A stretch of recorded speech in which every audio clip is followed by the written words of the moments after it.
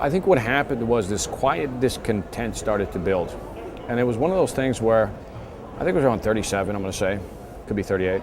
37, 38, I started getting that quiet discontent. What do I mean by that? It's one of those, I was about to hit 40, and all the things I thought about doing, said I wanted to do, I hadn't done any of them. My wife says, I've gone ahead and set up a zip lining tour. Now, who knows by a show of hands, clap, what zip lining is?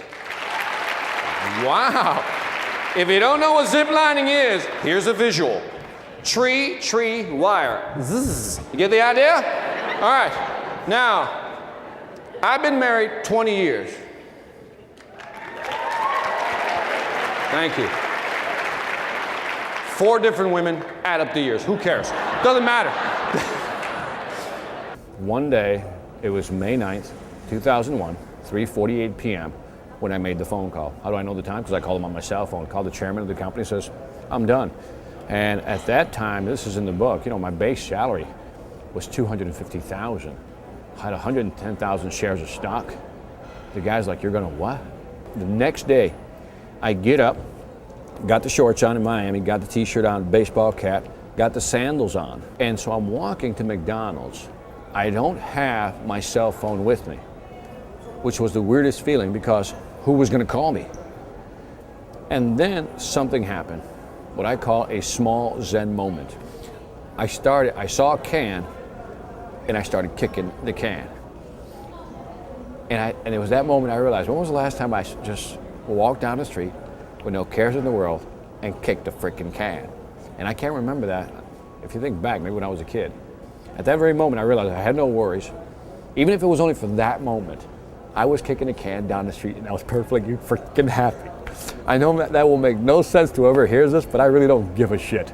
I'm telling you, it was the greatest moment. I said I was kicking a can, it was kind of casual, and you know, it hits you like, wow, I broke free. And then a new feeling kicks in, pure horror. Because now the reality hits you. Like, you know how you get this euphoria? I quit, you bastard. See ya, type of thing. And then, man, what happens is like, oh shit, what did I do? So my wife, after 20 years of marriage, you would think that she knows me well enough. And my wife knows that I'm afraid of heights. Yeah, you see the problem, right? Because she made it sound like it was going to be 2 small trees, like a little oak tree. She goes, zip, this is not a big deal, right? But we got to Belize, and guess what? These are over 100-foot trees. And I'm looking up, and I'm seeing these people, like, in the canopy, right up there, zzz, all the way, and I'm looking at this going, no way am I going up there. And then my little girl, the great one, looks up at me with those beautiful big eyes, and says that one word that would melt any father's heart. What is that? No. She goes, sissy, right? You don't know my girl. I raised her hard, right? So my girl says, sissy. Now, when your girl calls you a sissy, it's time to man up. The last company I was with, before I really got the bug, they gave us tickets. The organization was called Peak Performance, and they gave us these tickets. The company bought tickets, and every month, Peak Performance brought in some of the top speakers. That's when I saw Zig Ziglar for the first time. I was like, holy shit. So I put on the gear, put all kinds of harness on you, right? You get all ready for it. And then what happens, we had to climb up the side of the hill to get to the first platform, and there we are. What you do, listen carefully, pay attention. What you do is you got to put the pulley system on the wire, and you got to hold it with the left hand, right? Now, the wire's going that way. They give you a special glove with a piece of rawhide, like leather, right there. They say, that's your braking system.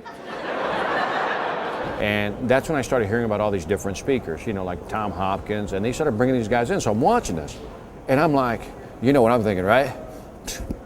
I could do that. As you're zipping, you're holding down like this, and you let your hand right on top of the wire. And the guy says, now listen carefully. When you get halfway, you're going to start picking up speed. But you're also going to start seeing the other tree. What you need to do is to slow down. And this is how you do it. He says, what you need to do is tap, tap, tap, tap, tap. You know, just gently tap the brake, right? He says, whatever you do, do not try to stop on the dime. He says, your arm will come out of its socket. Now, you know how people give you too much information? If you're too uptight, you're not going to like my humor. You're not going to like my style of speaking because you're expecting a more, you know, basic speaking. We're ready. It's our turn. There we are on the platform. Visualize it, okay? I let my wife and kids go first because that's what real men do, right? So I let them go first. Wait. What does society say? Let's go by norms. Women and children what? That's all I'm saying. People are getting smarter. And today, in a world of high-tech society, we have access to the internet. We can now download videos from other speakers, audio. We got all access to this information. The question is, how do you differentiate yourself as a speaker in this market? And if you don't have your own style, you're screwed. It was my turn, and sure enough, I start zipping. Now, I don't know if I jumped off. I can't remember. I really can't. He may have pushed me off. It's not a big deal. I don't think we should talk about it. By the way, I do have pictures, but I will not show you the video because there's no point in seeing a grown man scream. It's just wrong, right? On so many levels, it's wrong, right? Look, there's nothing new in the world of motivation as far as new material. The only thing new is how you deliver the content and make it more impactful on the individual, period. So I look down and man, the floor is a blur, my feet are dangling. I'm like, this is not good. And then I see the other tree and I start what? Yeah. And sure enough, I get to the next platform, and you know, I kept going, I kept making it. Now, let me ask you a question. Do you think I was scared? Yes. Do you think I was scared? Yes. But would you also agree that it was probably what? Exhilarating, wasn't it? Because everything you ever try for the first time, is it going to be scary? Absolutely. But is it also going to be what? Exhilarating? Absolutely, folks. It's about, oh geez, we got about another hour and a half before mic check. Yeah, now I'm starting to think about it a little bit, going, I got to speak to a large group. Reality, that starts setting in real quick about now. Am I nervous? Not really.